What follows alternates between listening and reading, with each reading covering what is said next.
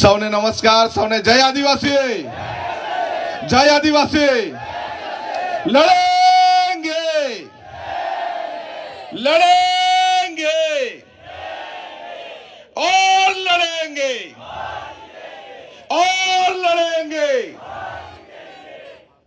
India गठबंधन અને ભારતીય રાષ્ટ્રીય કોંગ્રેસ સમિતિ દ્વારા મને વલસાડ ડાંગ લોકસભા સીટ નંબર 26 પર ઉમેદવારી કરવાનો મોકો મળ્યો છે। ત્યારે આજે ચીખલીની ધરતી પર ગોરથલ ખાતે આપણે સૌ ભેગા થયા છે। ત્યારે આપણા સૌના આગેવાન નવસારી જિલ્લા કોંગ્રેસ સમિતિના પ્રમુખ અને મારા મિત્ર એવા શૈલેષભાઈ, નવસારી રૂઢી પ્રથા ગ્રામ સભાના અધ્યક્ષ રમેશભાઈ, ઉપાધ્યક્ષ અનિલભાઈ, ચીખલી તાલુકા કોંગ્રેસ સમિતિના પ્રમુખ ઈશ્વરભાઈ, વાંસદા તાલુકા કોંગ્રેસ સમિતિના પ્રમુખ નિકુંજભાઈ, ખેરગામ તાલુકા કોંગ્રેસ સમિતિના પ્રમુખ સસીનભાઈ અને આમ આદમી પાર્ટીના આપણા સૌના આગેવાન એવા પંકજભાઈ, આપણી વચ્ચે ઉપસ્થિત અપક્ષ તાલુકા સદસ્ય અને મારા મિત્ર એવા કલ્પેશભાઈ, આપણી વચ્ચે ઉપસ્થિત નવસારીથી પધારેલા દીપકભાઈ બારોટ, ભરતભાઈ, નવસારી યુવક કોંગ્રેસના પ્રમુખ જયભાઈ, ધર્મેશભાઈ, પૂરવભાઈ તેમજ મહિલા કોંગ્રેસના પ્રમુખ આગેવાનશ્રીઓ અને તમામ સરપંચશ્રીઓ, મારા મિત્રો, મારા વડીલો, યુવાનો, આ સંઘર્ષની યાત્રામાં તમે સૌ મારા સહભાગી છો।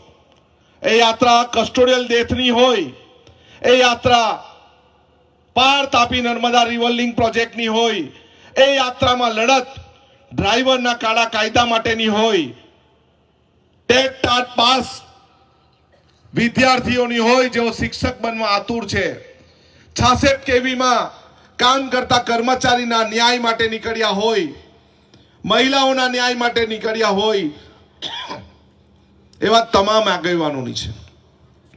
હવે પછી શરૂઆત થાય છે આપણા સંઘર્ષ 2ની।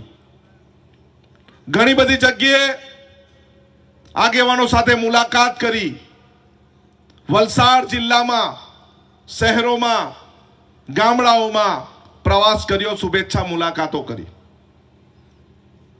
દરેક જગ્યાએ એક જ વાત આવી, દરિયા કિનારા પર જાય, કોળી સમાજના આગેવાનો, માછી સમાજના આગેવાનો એમ કહે કે અમારો આગેવાન જો અનંત પટેલ હોય તો અમે દુનિયાની સાથે લડી જઈશું, પરંતુ તમારે અમારી વચ્ચે આવવું પડશે। માછીમારોનો પ્રશ્ન છે, મહિલાઓનો પ્રશ્ન છે, યુવાન બેરોજગારનો પ્રશ્ન છે, કોળી સમાજના આગેવાનનો પ્રશ્ન છે, શહેરી આગેવાનનો પ્રશ્ન છે, પરંતુ એમની પાસે લડવા વાળું કોઈ નથી। અમને આમંત્રણ આપણને આપે છે કે તમે અમારા માટે લડવા માટે આવો, અમે તમારા માટે લડીશું, તમને સંસદ બનાવીશું। મીડિયાના મિત્રએ એક વાત કરી કે તમે તો અત્યારે ધારાસભ્ય છો, તમારે શું કામ સાંસદ બનવાનું?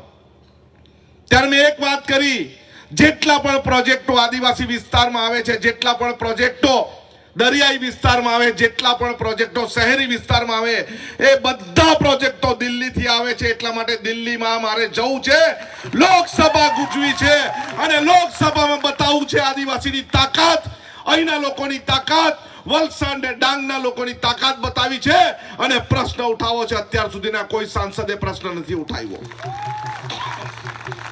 અહીંના વિડીયોમાં જોયું કે અમે શાળાના ઓરડા માટે પ્રશ્ન ઉઠાવ્યા છે, અમે મહિલાઓ માટે પ્રશ્ન ઉઠાવ્યા છે, અમે પ્રધાનમંત્રી આવાસો માટે પ્રશ્ન ઉઠાવ્યા છે, પાર તાપી નર્મદા રિવર લિંક પ્રશ્ન ઉઠાવ્યા છે, સંપાદનના પ્રશ્ન ઉઠાવ્યા છે। ત્યારે હવે સમય પાકી ગયો છે લોકસભામાં પ્રશ્ન ઉઠાવવાનો। પ્રશ્ન ઉઠાવી શકાય ને લોકસભામાં? જ્યારે કાંઠા વિસ્તારના લોકો મને એમ કહે છે કે અનંત પટેલ અમારા વિસ્તારમાં આવે, અમારા પ્રશ્નો જો ઉઠાવશે તો અમે અનંત પટેલની સાથે છે, તો આ વિસ્તાર તો આપણો છે। કલ્પેશભાઈ એક વાત કરી 2 દિવસ અમે ધરમપુરમાં હતા અને ધરમપુરનો માહોલ એટલું હું તમને કહેવા માંગુ છું, વાંસદા ચીખલી કરતા પણ ધરમપુરનો માહોલ સૌથી સારો છે. એટલે હવે હરીફાઈ ધરમપુરની સાથે છે. તો ધરમપુર કરતા આપણે આગળ જશું કે પાછળ? આગળ જશું કે પાછળ? કલ્પેશભાઈ તો ચેલેન્જ આપી છે, હું પણ કલ્પેશભાઈના સમર્થનમાં છું. કેમ કે ધરમપુરમાં ડેમ વિસ્તારના જંગલના લોકો બધા જ આદિવાસી સમાજના આપણી સાથે છે. ધરમપુરના તલાટ વિસ્તારના લોકો એમ કહે છે, આનંદ પટેલ કલ્પેશ પટેલની જોડી જો ધરમપુરમાં હોય ને તો અમે જગ જીતી જશું. આમ આદમી પાર્ટીના તમામ લોકો આપણી સાથે છે.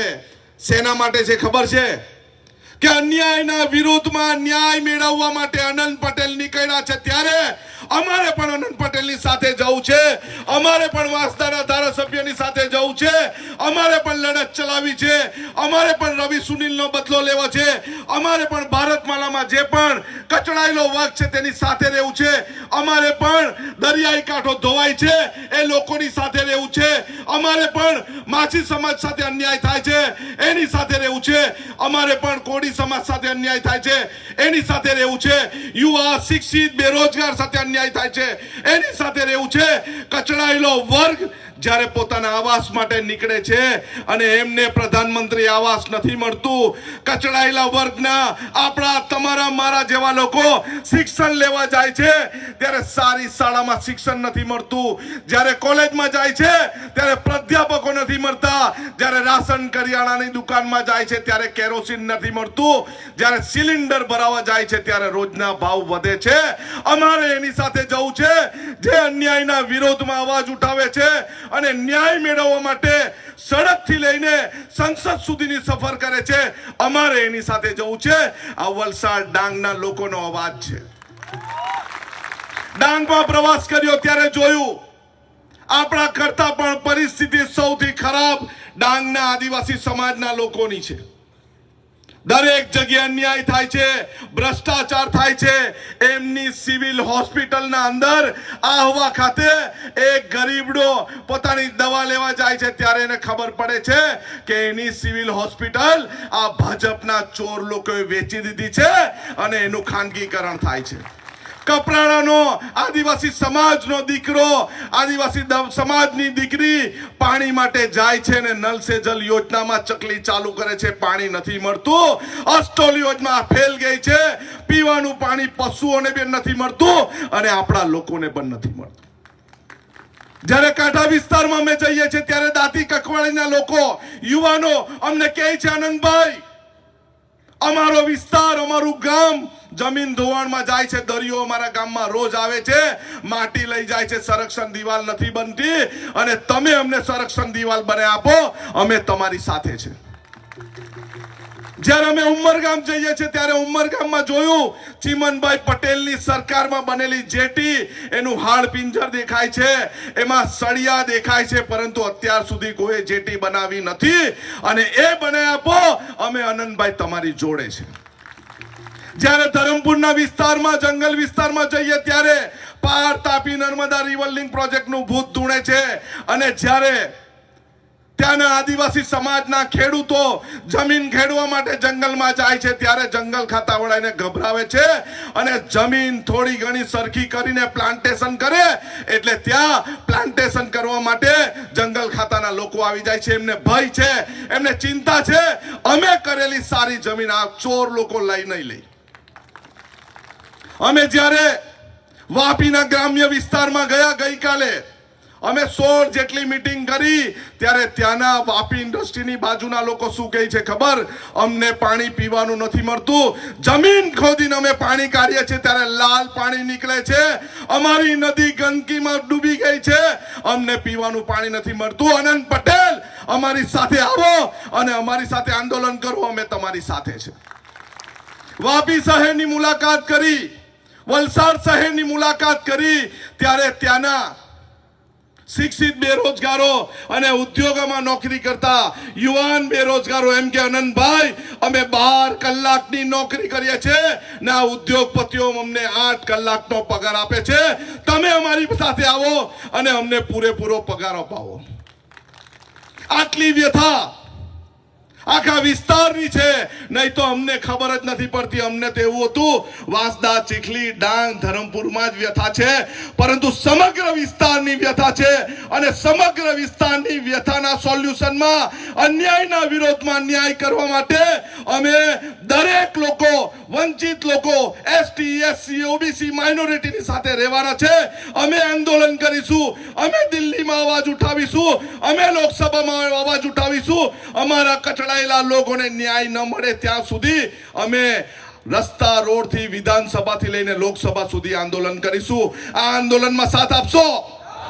આ આંદોલનમાં સાથ આપશો? હાથ ઊંચો કરીને કેવો આંદોલનમાં સાથ આપવાના છો?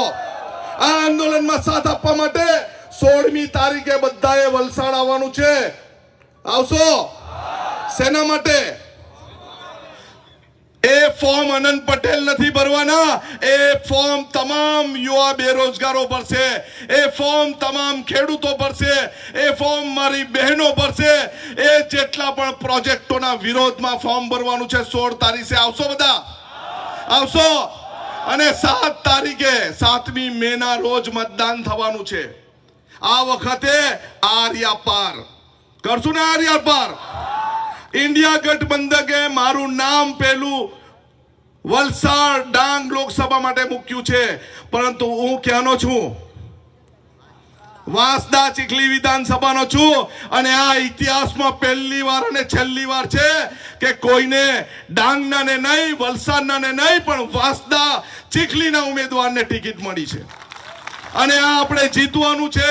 7મી તારીખે મતદાન કરવાનું છે.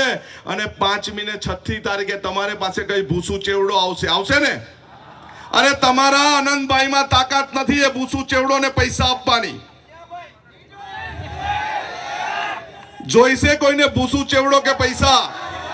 આપણે તો દિલ્હીની દરબારની ગાદી ખાલી કરાવવાની છે અને ઇન્ડિયા ગઠબંધનની ગાદી પર બેસવાનું છે. બેસવાનું છે ને? આપણે દિલ્હીમાં ઇન્ડિયા ગઠબંધનની સરકાર બનાવવાની છે. જે પોતે દિવા સ્વપ્ન જોઈ છે, જે સાંસદ 400 ને પાર કરીશું અને સંવિધાન બદલીશું. તારા બાપનું સંવિધાન નથી. અહીં આનંદ પટેલ બેઠો છે. કોઈની તાકાત નથી સંવિધાન બદલવાની. 400 પાર નહીં. અમે અહીંયા ગુજરાતમાંથી 26 પાર નથી કરવા દેવાના. એટલે અમે જ સરકાર બનાવવાના છે. પરંતુ આપણે મોટો વિસ્તાર છે ત્યારે હર હંમેશા જાતે આનંદ પટેલ બનીને બધાએ ઉમેદવારી કરવાની છે. કરશો ને? કરશો ને? કોઈ પૂછે ત્યારે એમ કહેવાનું, ભાઈ અમારા ઉમેદવાર આનંદ પટેલે તો બહુ કામો કર્યા છે, આ વિડીયો જોઈ લેજો. તમારા ઉમેદવાર કા સંતાઈ ગયેલા? જ્યારે મણિપુરમાં આદિવાસી સમાજની દીકરીઓને પરેડ કરાવી નગ્ન, ત્યારે તમારો ઉમેદવાર ક્યાં છુપાઈ ગયેલો હતો? એનો હિસાબ આપો. જ્યારે મધ્યપ્રદેશમાં આદિવાસી સમાજના યુવાનો પર મૂત્ર વિસર્જન કરવામાં આવેલું, ત્યારે તમારો ઉમેદવાર કા સંતાઈ ગયેલો? એનો જવાબ આપો. આ જવાબ લેવાનો સમય છે. કોઈ આવીને નારંગી ગેંગ વાળો તમને ભોળવવાની કોશિશ કરે તો એને કહેવાનું, ભાઈ અમે અનંત પટેલ છે, અમે આંદોલનમાં માનીએ છીએ, લડેંગે જીતેંગે માં માનીએ છીએ, અમને મફતનું કઈ જોઈતું નથી. સમય વધુ થઈ ગયો છે. અવારનવાર મુલાકાત થશે, પરંતુ આજની રાત્રિ પછી ઘરે જઈને સુઈ નથી જવાનું. 25 દિવસ મારા માટે જાગશો? તમે 25 દિવસ મારા માટે જાગશો? 1825 દિવસ જાગવા માટે આનંદ પટેલ તમારી સાથે છે. સૌનો આભાર. સૌને જય જોહાર. ફરી એકવાર સૂત્ર બોલાવીશ, કારણ કે મારું સૂત્ર બધાને ચચરતું બહુ છે. લડેંગે જીતેંગે, લડેંગે જીતેંગે, और लड़ेंगे और जीतेंगे, और लड़ेंगे और जीतेंगे. સૌનો આભાર. જય જોહાર, જય ભારત. ભાઈ તાળીઓથી વધાવો આનંદભાઈને જોરદાર.